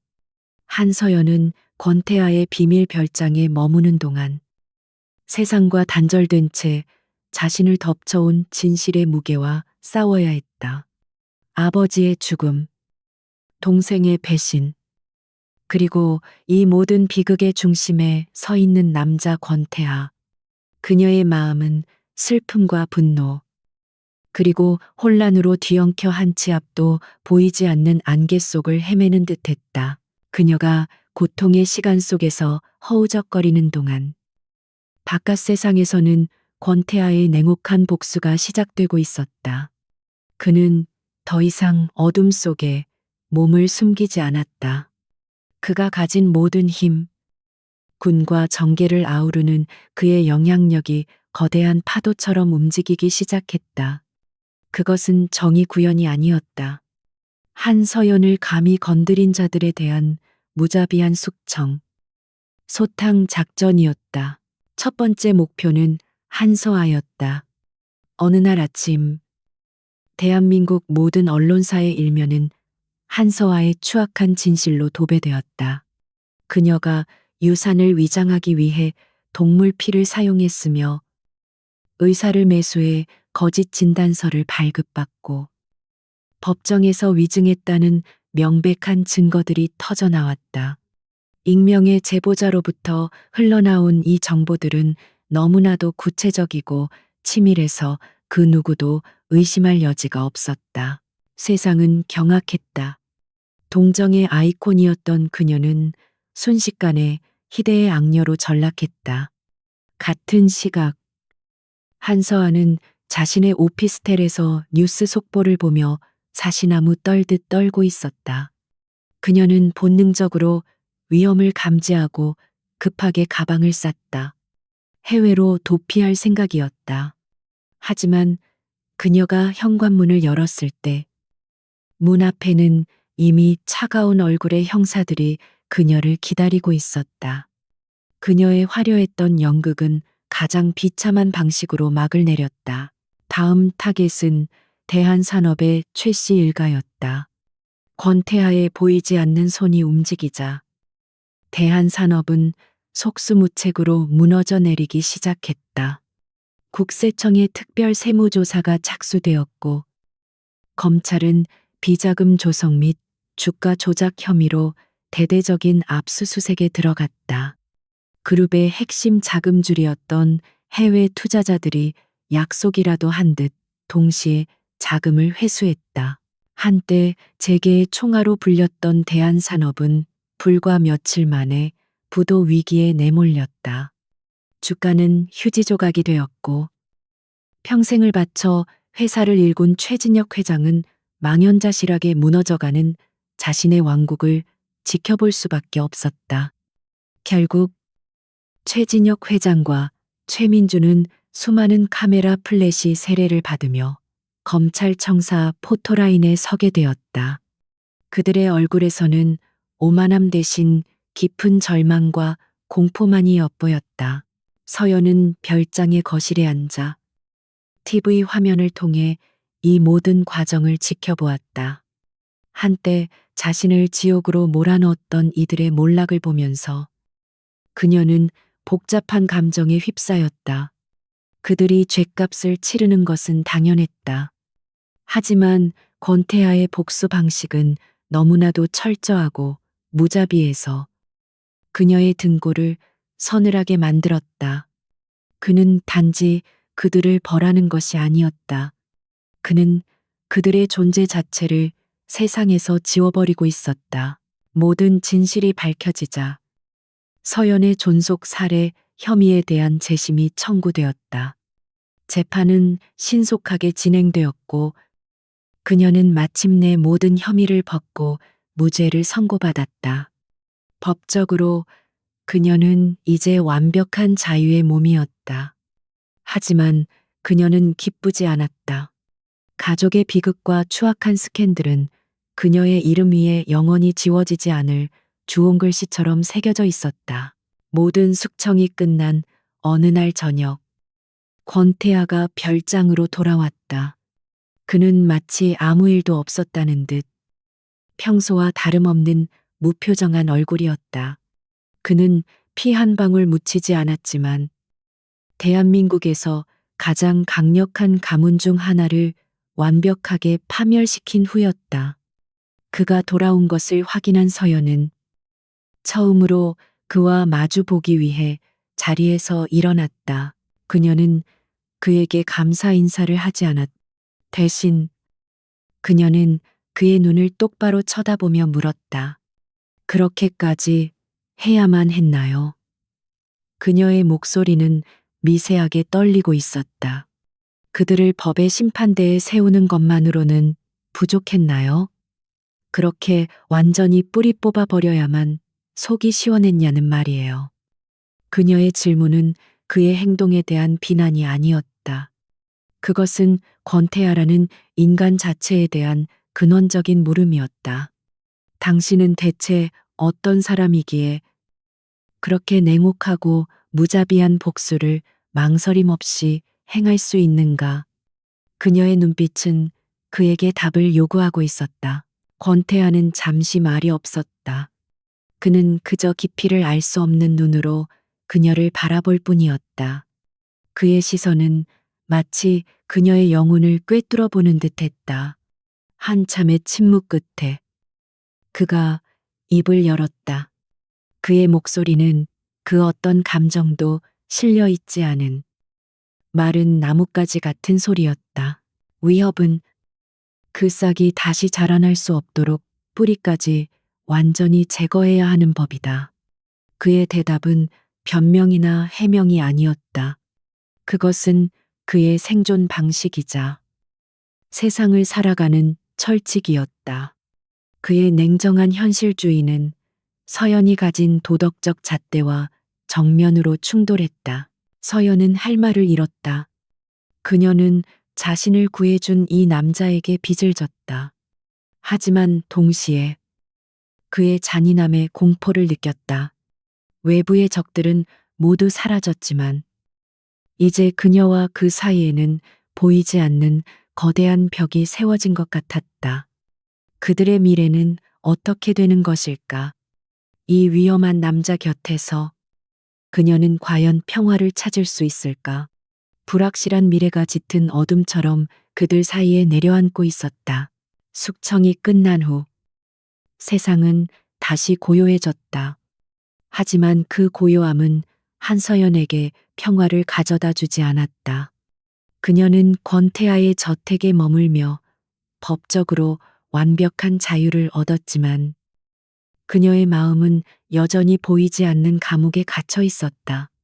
두 사람은 같은 공간에서 숨쉬고 같은 식탁에서 식사를 했지만 그들 사이에는 언제나 넘을 수 없는 깊은 강이 흐르는 듯했다. 권태아는 그녀에게 필요한 모든 것을 제공했다. 최고의 음식, 편안한 잠자리, 그리고 그 누구도 그녀를 해할 수 없도록 만드는 절대적인 안전. 하지만 그는 결코 그녀의 마음을 들여다보려 하지 않았다. 그의 배려는 실용적이었고 때로는 강압적이었다.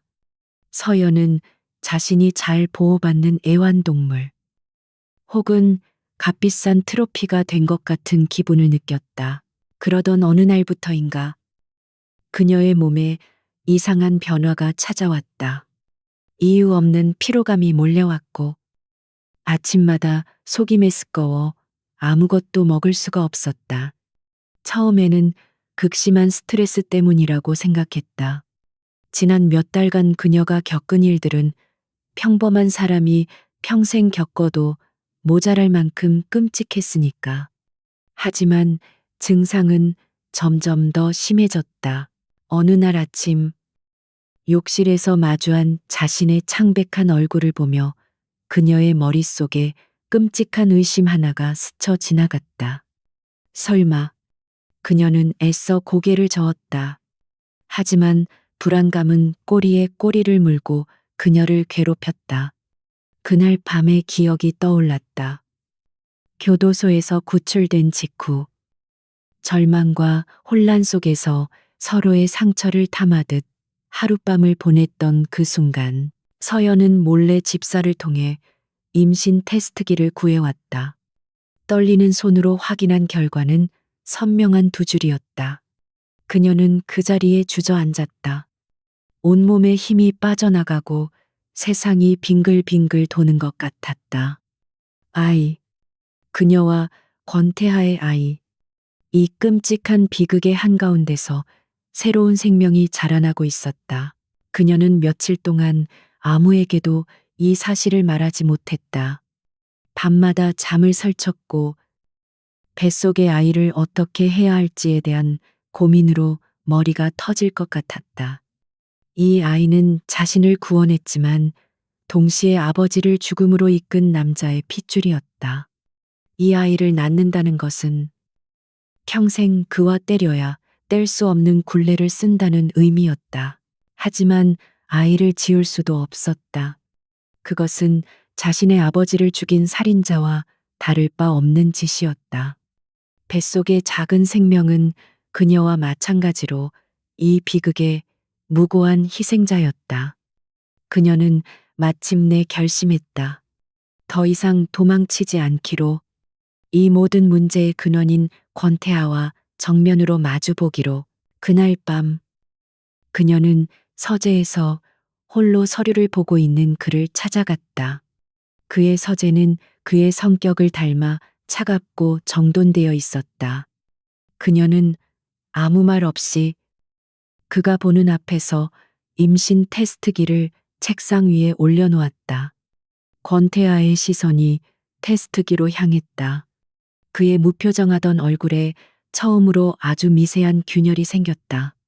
놀라움, 그리고 당혹감, 그의 반응을 확인한 서연이 입을 열었. 그녀의 목소리는 놀랍도록 차분했다. 이 아이 때문에 묻는 게 아니에요.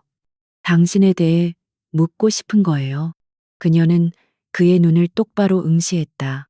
왜 나였죠? 인사동 골목에서의 빚. 그걸 갚기 위해 한 사람의 인생을 이렇게까지 뒤흔들었다는 건 말이 안 돼요. 당신이 나에게 집착하는 진짜 이유를 말해줘요. 권태하는 오랫동안 말이 없었다.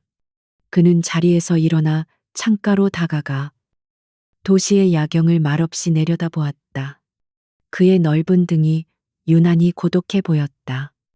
한참의 침묵 끝에 그가 입을 열었다. 그의 목소리는 평소와 달리 깊은 슬픔과 회한에 젖어 있었다. 아주 오래전 이야기야. 그는 아주 먼 옛날의 기억을 꺼내기 시작했다. 지독하게 추웠던 어느 겨울, 명동시장의 후미진 골목길. 그곳에는 굶주림과 추위에 지쳐 죽어가던 남루한 소년이 하나 있었다. 부모에게 버림받고 세상의 냉대 속에서 소년은 인간에 대한 모든 희망을 잃어가고 있었다. 아무도 그에게 눈길 한 번 주지 않았다. 그때 하얀색 코트를 입은 작은 여자아이가 소년의 앞에 나타났다. 아이는 부모의 만류에도 불구하고 망설임 없이 소년에게 다가왔다. 그리고 자신의 손에 들고 있던 따끈한 호빵과 자신의 목에 두르고 있던 붉은 목도리를 소년에게 건네주었다. 아이의 작은 손은 얼음장 같았던 소년의 손을 잠시 동안 따뜻하게 감싸주었다. 이거 먹어. 그리고 이거 하고 있으면 좀 따뜻할 거야. 아이의 목소리는 천사와도 같았다. 소녀는 평생 처음으로 느껴보는 온기에 눈물을 흘릴 뻔했다.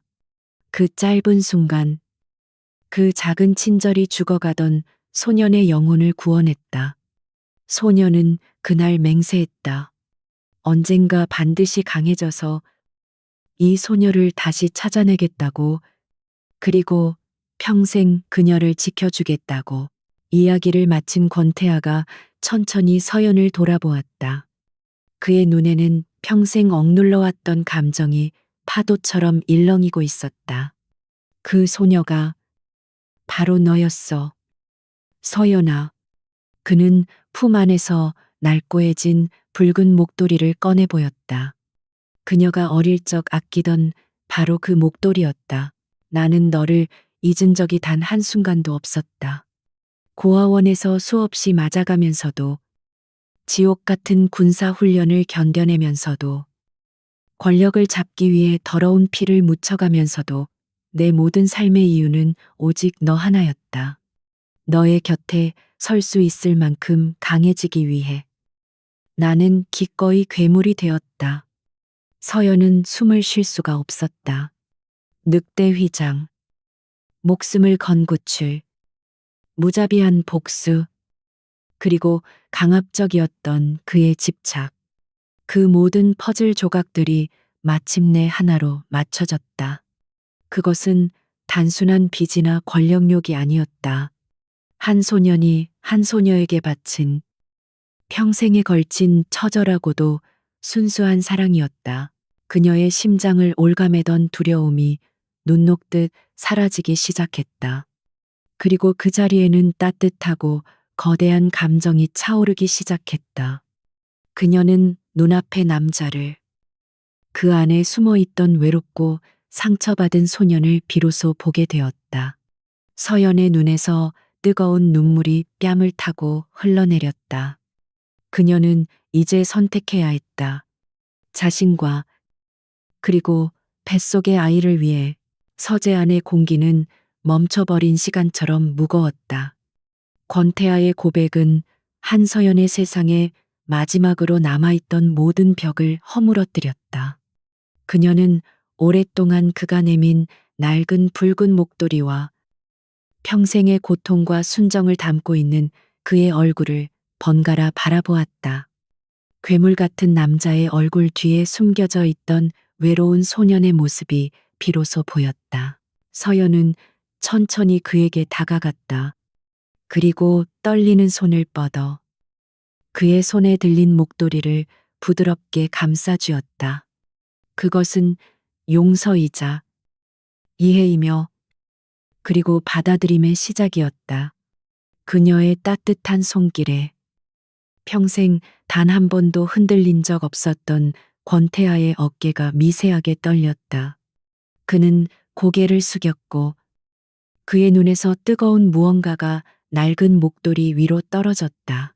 그날 이후 저택을 감싸던 얼음장 같은 침묵이 녹기 시작했다.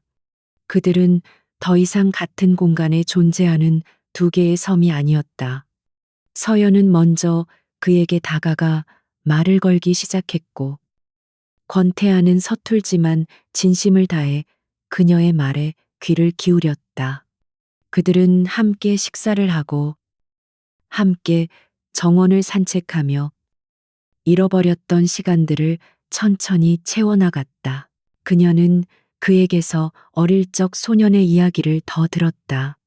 지독한 가난과 외로움 속에서도 작은 소녀가 건넨 온기를 등불 삼아 어떻게 살아남았는지.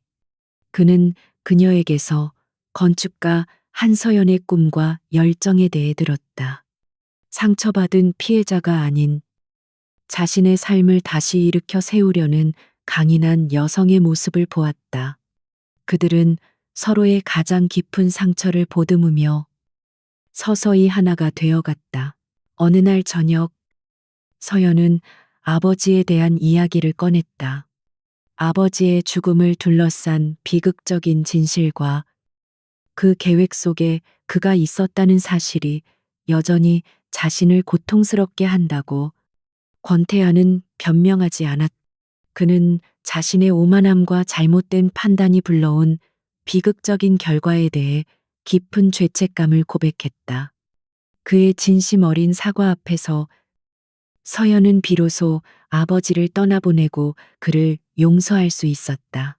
시간이 흘러 그녀의 배가 조금씩 불러왔을 때 서연은 중요한 결심을 했다. 청인 그룹으로 돌아가고 싶어요. 그녀가 말했다. 아버지가 원하셨던 후계자가 아니라 나만의 방식으로 회사를 이끌어 보고 싶어요. 사람을 위한 건축을 하겠다는 내 꿈을 회사를 통해 실현해 보고 싶어요. 그녀의 결심에 권태하는 아무것도 묻지 않고 그녀의 손을 잡아주었다. 무엇이든 해. 내가 곁에서 지켜줄 테니. 그의 눈빛은 그 어떤 말보다도 든든한 약속이었다. 그는 더 이상 그녀를 자신의 성 안에 가두려는 소유자가 아니었다. 그녀의 꿈을 지지하고 함께 날아오를 동반자가 되어 주었다. 서연은 청인그룹의 경영 일선에 복귀했다. 그녀의 등장은 재계에 신선한 충격을 주었다. 그녀는 복수와 증오 대신 용서와 화합을 선택했다. 그녀는 자신의 건축 철학을 경영에 접목시켜 이익만을 추구하는 대신 사회적 책임을 다하는 기업으로 청인그룹을 변화시키기 시작했다. 직원들을 위한 혁신적인 복지 공간을 설계하고 소외된 이들을 위한 공공건축 프로젝트를 추진했다. 권태하는 언제나 그림자처럼 그녀의 곁을 지켰다.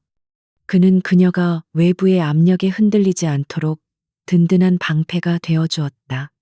때로는 냉혹한 서울의 늑대로, 때로는 오직 그녀만을 위한 다정한 남자로, 사람들은 비극을 딛고 일어선 그녀의 강인함과 그런 그녀를 묵묵히 지지하는 그의 사랑에 감탄했다. 계절이 몇 번 바뀌고 서연의 배는 이제 누가 보아도 알아볼 수 있을 만큼 불러왔다. 어느 맑은 가을날 그들은 함께 아버지의 묘소를 찾았다. 서연은 국화꽃 한 다발을 묘비 앞에 내려놓았다. 아버지, 보고 계세요. 저 아주 잘 지내고 있어요. 그녀는 자신의 곁에 선 권태아의 손을 잡고 말을 이었다. 그리고 이 사람, 아버지께서도 분명 마음에 들어 하실 거예요. 조금 무뚝뚝하고 표현이 서툴긴 하지만 세상 누구보다 저를 아껴주는 사람이거든요. 이제 걱정하지 마세요. 아버지의 유산은 제가 이 사람과 함께 더 멋지게 가꿔 나갈게요. 그녀의 목소리는 슬픔이 아닌 평화와 희망으로 가득 차 있었다. 그리고 또다시 시간이 흘러 차가운 겨울이 지나고 만물이 소생하는 봄이 찾아왔다. 어느 이른 새벽, 서연은 잠에서 깨어 거실의 발코니로 나갔다. 동쪽 하늘 너머로 웅장한 해가 서서히 떠오르며 한강과 서울의 아침을 황금빛으로 물들이고 있었다. 장엄한 풍경에 그녀는 가만히 넋을 잃고 있었다. 그때 등 뒤에서 따뜻한 온기가 느껴졌다. 권태아가 다가와 그녀의 어깨를 감싸고 그녀의 부푼 배 위로 자신의 손을 포개었다. 뱃속의 아이가 움직이는 것이 느껴졌다. 깼어? 그가 나지막이 물었다.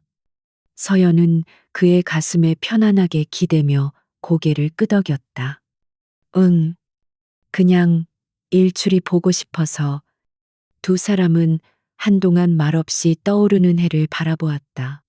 길고 길었던 어둠의 시간이 지나고 마침내 그들의 인생에도 새로운 아침이 밝아오고 있었다. 상처는 여전히 남아 있었지만 그들은 더 이상 과거에 얽매이지 않았다. 그들은 서로를 보듬고 서로의 빛이 되어 어둠을 이겨냈다. 태아 씨, 서연이 조용히 그를 불렀다. 우리 아이 이름. 생각해봤어. 그는 그녀의 머리카락에 부드럽게 입을 맞추며 대답했다. 새벽을 여는 빛이라는 뜻으로. 여명은 어떨까? 여명.